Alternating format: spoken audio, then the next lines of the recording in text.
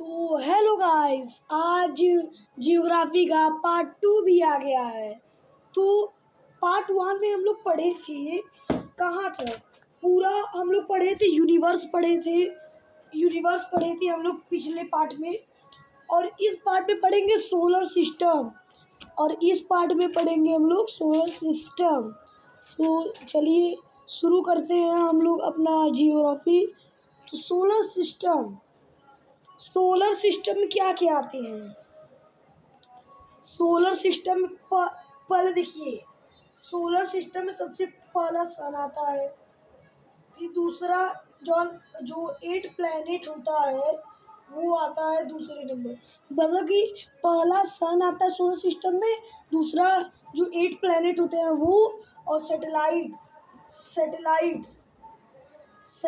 भी है। ठीक, तो सैटेलाइट्स भी है। और सैटेलाइट के बाद हम लोग का है सैटेलाइट और अदर्स छोटे छोटे जो बॉडी होती हैं, जैसे कि एस्टेरॉइड्स हो गया, मेटियोराइट्स हो गया। जैसे कि एस्टेरॉइड्स हो गया और मेटियोराइट्स हो गया। तो ऐसे ऐसे छोटे छोटे बॉडी जो हैं वो आती हैं। और सोलर सिस्टम में जो सन होता है वो सोलर सिस्टम का नियरेस्ट स्टार है। ये आप ध्यान रखिए कि सन सोलर सिस्टम का नियरेस्ट स्टार है। ठीक, यहाँ तक क्लियर हो गया, आपका। अब अब हम लोग पढ़ेंगे एस्टेरॉइड्स क्या होता है। तो सिंपल बात है कि एस्टेरॉइड्स जो होता है वो छोटा प्लैनेटरी बॉडी होता है जो सन के अराउंड घूमता है। ठीक, और ये मार्स और जुपिटर के ऑर्बिट में पाया जाता है। एस्टेरॉइड मार्स और जुपिटर के ऑर्बिट में पाया जाता है।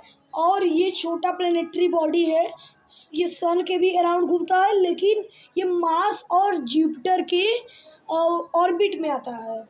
अब हम लोग देखेंगे मेटियोराइट्स और मेटियोर्स क्या होता है। सिंपल चीज़ है आपका, मेटियोर्स क्या है। ये इनका निक नेम, मतलब कि इनको हम लोग शूटिंग स्टार भी बोलते हैं। और ये रॉक से बने होते हैं, पत्थर से बने होते हैं, और सन के अराउंड पाए जाते हैं। और ये कभी जलते नहीं हैं, मेटियोराइट्स कभी जलेंगे नहीं दुनिया का। मतलब कि देखिए, सन है तो आज से 1000 या फिर 2000 साल बाद ये बुझ जाएगा सन। ये मतलब कि ये ना जलना बंद हो जाएगा, लेकिन ये कभी नहीं जलेगा, ठीक, यहाँ तक क्लियर हो गया। अब हम लोग देखेंगे क्लासिफिकेशन ऑफ प्लैनेट। देखिए, क्लासिफिकेशन मतलब क्या समझिए आप। क्लासिफिकेशन मतलब प्लैनेट को दो भाग में डिवाइड किया गया है। ठीक, ये क्लियर हो गया। प्लैनेट को 2 भाग में डिवाइड किया गया है।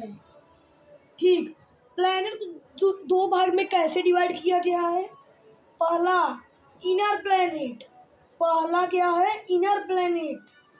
और दूसरा आउटर प्लैनेट। ठीक, यहाँ तक क्लियर हो गया, इनर प्लैनेट आउटर प्लैनेट तक। अब देखिए, इनर प्लैनेट 4 होते हैं, ये भी 4 होते हैं। और इन सब का याद करने का तरीका मैं आपको अभी बताऊंगा। पहले आप समझ लीजिए कि दो टाइप के प्लैनेट होते हैं, इनर आउटर। ठीक, यहाँ तक क्लियर हो गया। और अब हम लोग देखेंगे अर्थ। अब हम लोग क्या देखेंगे, अर्थ क्या होता है। बताइए। अर्थ को हम लोग पृथ्वी भी कहते हैं। ठीक, यहाँ तक क्लियर हो गया कि अर्थ को हम लोग पृथ्वी भी कहते हैं। पृथ्वी मतलब क्या समझिए आप। सबसे पहले अर्थ का आपको समझना है कि अर्थ स्फीयर होता है, मतलब चारों साइड से गोला होता है। पहला अर्थ को देखिए, मतलब कि अर्थ का क्या चीज़ है कि ये स्फीयर होता है। अर्थ हमेशा स्फीयर होता है और फ्लैटेड, मतलब जैसे कि ये फ्लैट है ना, ऐसे स्पेयर।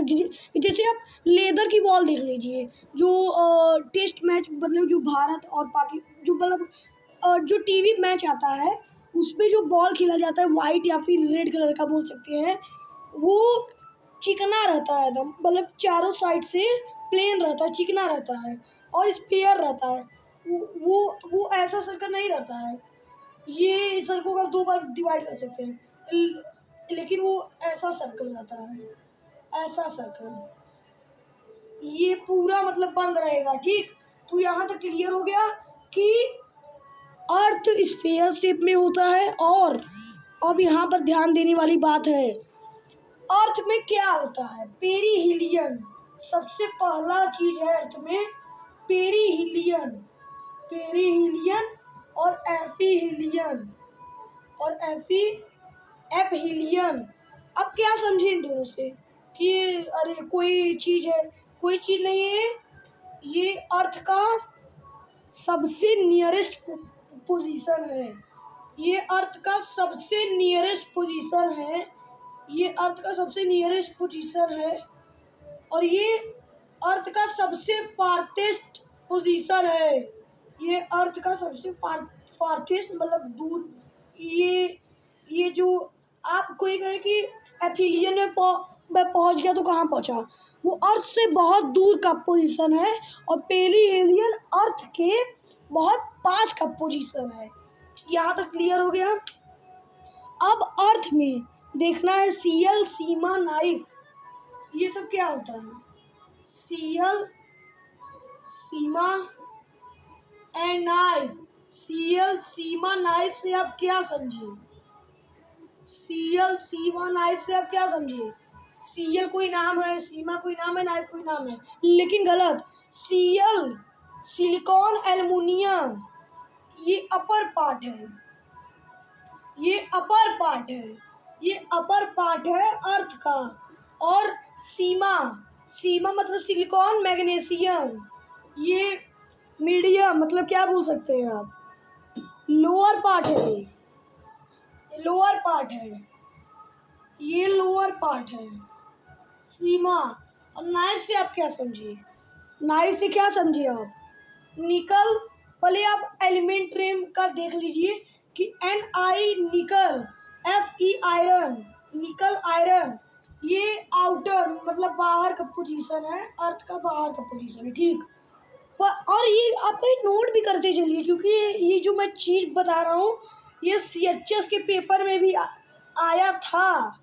मैं क्लियर कर रहा हूँ, CHS के पेपर में जियोग्राफी में फर्स्ट क्वेश्चन है, मतलब कि मैथ के बाद एक बेसिक टाइप का, बस यही बस एक सिंगल क्वेश्चन आया था, बस ये सिंगल क्वेश्चन आया था कि CL, Seema, knife, what position in this.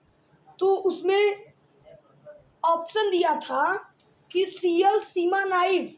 CL का फुल फॉर्म पूछा था, सीमा का नाइफ। पहले तो सीएल का पूछा था और नाइफ का पूछा था, सीमा नहीं पूछा था, ठीक। तो सीएल का याद रखिए सिलिकॉन एल्युमिनियम। और एन, पहले एलिमेंट नेम का सिंबल देख लीजिए, जो एफ ई है वो आयरन के डिनोटेड है, आयरन एफ ई से डिनोटेड है। और एन आई मतलब निकल, upper part, lower part, outer part, ठीक। यहाँ तक क्लियर हो गया, आई होप यहाँ तक क्लियर हो गया। आप लोग कहीं उतारते चलिए भाई, क्योंकि ये जो मैं चीज़ बता रहा हूँ ये आपके लिए बहुत महत्वपूर्ण चीज़ है। क्योंकि ये CHS के बुक में सॉरी, CHS के बुक में तो था ही, क्या मैं झूठ बोलूँ, CHS के बुक में तो था ही ये चीज़, लेकिन एग्जाम में भी पूछा था। सोचने वाली बात ये है। अब हम लोग देखेंगे अर्थक्वेक क्या होता है। अर्थक्वेक भी मतलब बहुत ज़्यादा वो नहीं है, तो भी अर्थक्वेक में मैं भी जो अगला जो मैं थर्ड पार्ट ले आऊँगा जियोग्राफी में, उसमें अर्थक्वेक में जो 3 वेव होते हैं, सिस्मिक तीन वेव होते हैं, टी वेव, पी वेव, ऐसे। तो मैं अगले पार्ट में अर्थक्वेक के बारे में बताऊंगा। अगले पार्ट में अर्थक्वेक के बारे में, वही जो उसके 3 जो वेव होते हैं वो बताऊंगा मैं। एक जिगजैग जाता है, एक सीधा जाता है, एक ऐसे ऐसे जाता है। ठीक, यहाँ तक क्लियर हो गया। अब अर्थक्वेक से आप क्या समझे? अर्थक्वेक से आप क्या समझे? अर्थक्वेक के पास अर्थक्वेक के पास खुद का ग्रेविटेशनल पावर नहीं होता। ये धरती को हिला देता है, और इसको पहली बात, इसको नापा कैसे जाता है? तो सिस्मिक वेव से इसको मतलब सिस्मिक वेव से इसको नापा जाता है, सिस्मिक मशीन से। और जैसे कि और जो मैग्नीट्यूड होता है अर्थक्वेक का, वो रिक्टर स्केल में पाया जाता है। जैसे कि जो जो मैग्नीट्यूड रहता है, जैसे कि एक मान लीजिए मशीन है अर्थक्वेक नापने का, और यहाँ पर भूकंप आ गया, यहाँ पर अर्थक्वेक आ गया, तो इसमें ऐसे ऐसे ऐसे ऐसे दिखा रहा है, ऐसे ऐसे ऐसे ऐसे दिखा रहा है। तो इनको क्या कहेंगे? ये मतलब कि कौन से हम लोग तो ये समझ गए कि ये जो मशीन है ये एक सिस्मोग्राफ मशीन है, मतलब सिस्मिक मशीन है। यहाँ तक क्लियर हो गया। अब हम लोग देखेंगे कि इनको क्या कहते हैं, जो ये जिगजैग जा रहे हैं इनको। अब जैसे कि हाँ, आप कहीं जाते हैं तो गेहूँ 1 किलो 2 किलो रहता है, तो उसको जब मशीन पे रखते हैं तो वो बताता है कितना किलो है। जो मतलब मशीन पे जब रखेंगे आप, जैसे कि ये रिक्टर स्केल में है, तो आप जो मशीन पे रखेंगे तो ऊपर किलोग्राम, ग्राम की कुंटल ऐसे दिखाता है ना, तो ऐसे इसको हम लोग बोलेंगे रिक्टर स्केल। ये जो वेव जा रही है ना, इसको बोलेंगे रिक्टर स्केल। ठीक, यहाँ तक क्लियर हो गया। यहाँ तक आई होप क्लियर हो गया होगा यहाँ तक। अब देखिए, अब देखिए आप, रिक्टर स्केल तक तो समझ में आ गया। और अभी तो मैं अर्थक्वेक के बारे में इतनी बात नहीं बताना चाहूँगा, क्योंकि मुझे जियोग्राफी जो है आप लोग को जल्दी जल्दी समझा के चैप्टर को ख़त्म कर देना है, इसलिए मैं अभी बहुत ज़्यादा नहीं बताऊँगा। मैं अर्थक्वेक का एक वीडियो डाल दूँगा, बस उसमें अर्थक्वेक पढ़ाया रहूँगा, एकदम पूरा अर्थक्वेक के बारे में पूरा जानकारी। वॉल्केनो रहेगा और रॉक, क्लासिफिकेशन ऑफ रॉक, ये सब रहेगा। तो वो वीडियो आप जाके देख लीजिएगा, वो बहुत महत्वपूर्ण वीडियो रहने वाला है। बस उसमें मैं अर्थक्वेक पढ़ाऊँगा, वॉल्केनो और रॉक तो सबसे इम्पोर्टेंट चीज़ होता है। आप मानिए ना मानिए, उससे मुझे मतलब नहीं है, लेकिन रॉक बहुत इम्पोर्टेंट चीज़ होता है, ये आप समझ लीजिए। तो मैं उसको अगले वीडियो में बता दूंगा, अर्थक्वेक, रॉक और वॉल्केनो। ठीक, तो अब हम लोग शुरू करते हैं।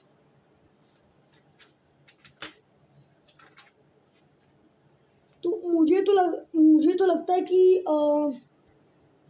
हाँ, मुझे तो लगता है कि अब जियोग्राफी कंप्लीट ही हो गया है।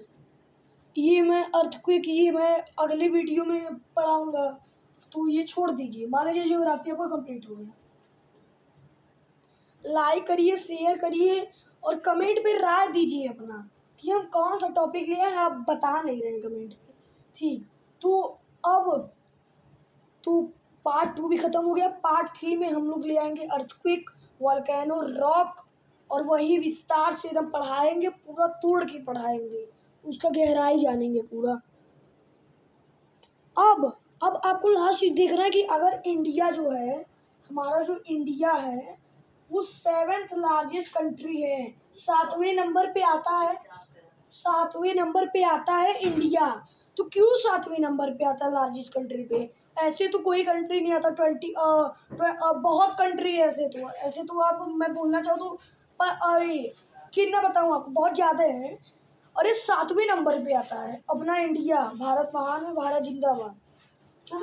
तो ये जो इंडिया है ये 7वें नंबर पे आता है। और मैं अगले पार्ट, बस ये लास्ट चीज़ में बता के ये पार्ट ख़त्म कर दूंगा। लाइक शेयर कमेंट करिए, कमेंट में राय दीजिए अपना कि अगला टॉपिक कौन सा लिया है। अभी तो मैं अपने मन से पढ़ा रहा हूँ, लेकिन आप जब मुझे कमेंट बताएंगे तो मैं वही टॉपिक पढ़ाऊँगा, आप समझ लीजिए। ठीक, क्यों आता है इंडिया 7th लार्जेस्ट कंट्री पे?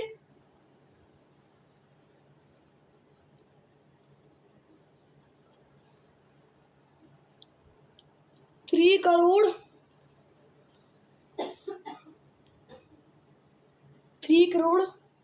28 लाख। ठीक, तो आज का पार्ट यहीं पर ख़त्म हो गया है। लाइक शेयर कमेंट करिए और अब सपोर्ट करेंगे तभी मैं आगे बढ़ पाऊँगा। ठीक, जय हिंद जय भारत।